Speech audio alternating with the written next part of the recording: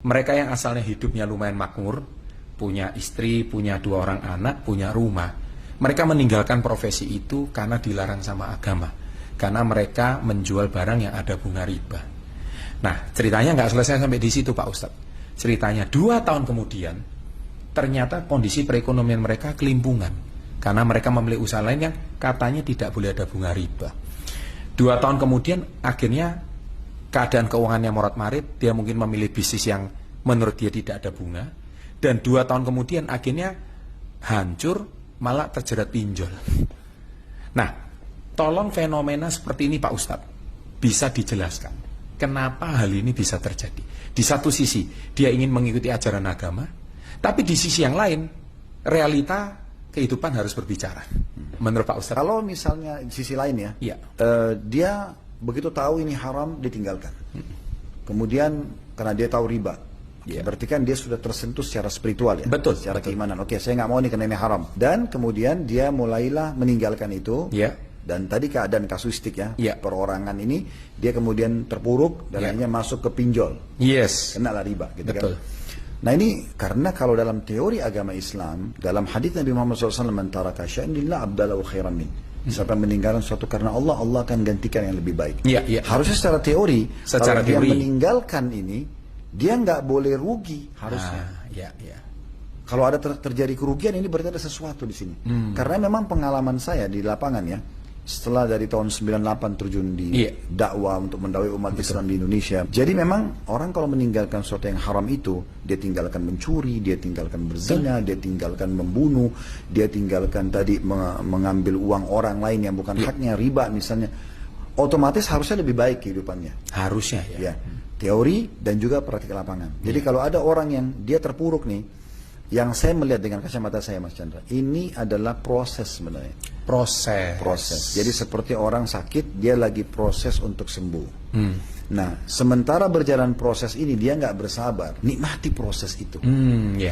Transisi dari bangkrutnya sebuah perusahaan jatuh untuk bangkit membangun perusahaan baru, itu ada proses. Jelas. Kalau seorang pengusaha yang tadinya bangkrut itu kemudian dia mau bangun usaha baru dan dia nikmati prosesnya, udah oke, saya ambil pelajaran dari yang lalu, sekarang saya mulai step by step, nggak masalah.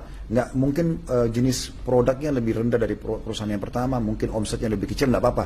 Tapi dia menikmati proses ini, nanti dipastikan akan berkembang pesat. Nah, proses ini yang jarang orang sabar. Nah, di sini saya lihat dia tidak sabar mungkin, sehingga dia misalnya dapat biasanya 2 juta, 4 juta, 10 juta angka misalnya. Tiba-tiba karena dia riba, dia nolak, jadi cuma gaji pokok 1,5 juta misalnya.